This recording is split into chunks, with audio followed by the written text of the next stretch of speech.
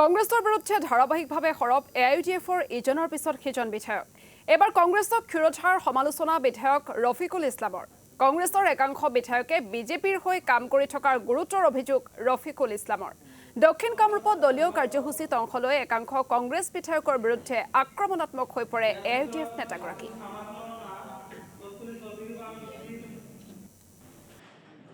আমাক বিজেপিৰ এজেণ্ট বুলি কয় আৰু কংগ্ৰেছৰ বিধায়কসকলে বিজেপিৰ লগত হলিগলি কৰে। আজিৰ দিনত কংগ্ৰেছৰ বহুকেইজন বিধায়ক বিজেপিত গুচি গৈছে, বহুকেইজন কংগ্ৰেছৰ বিধায়ক কংগ্ৰেছত থাকি বিজেপিৰ হৈ কাম কৰি আছে। তেখেতসকলৰ মেম্বাৰশ্বিপ কংগ্ৰেছৰ, ৰহাৰ বিধায়ক মেম্বাৰশ্বিপ কংগ্ৰেছৰ বিজেপিৰ হৈ কাম কৰি আছে। কমলাক্ষ পুৰকায়স্থ কংগ্ৰেছৰ বিধায়ক হৈ আছে, বিজেপিৰ হৈ কাম কৰি আছে। বসন্ত দাস কংগ্ৰেছৰ বিধায়ক বিজেপিৰ হৈ কাম কৰি আছে। সিদ্দিক আহমেদ কংগ্ৰেছৰ বিধায়ক কংগ্ৰেছৰ হৈ কাম কৰি থকা নাই। শ্বেৰমান আলী কংগ্ৰেছৰ বিধায়ক কংগ্ৰেছৰ হৈ কাম কৰি থকা নাই।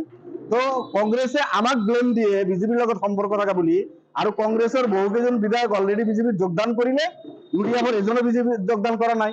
আৰু কংগ্ৰেছৰ এতিয়াও বহুকেইজন বিধায়ক আছে, হেমন্ত বিশ্বৰ ইংগিতত তেখেতসকলে কাম কৰে, উঠাব।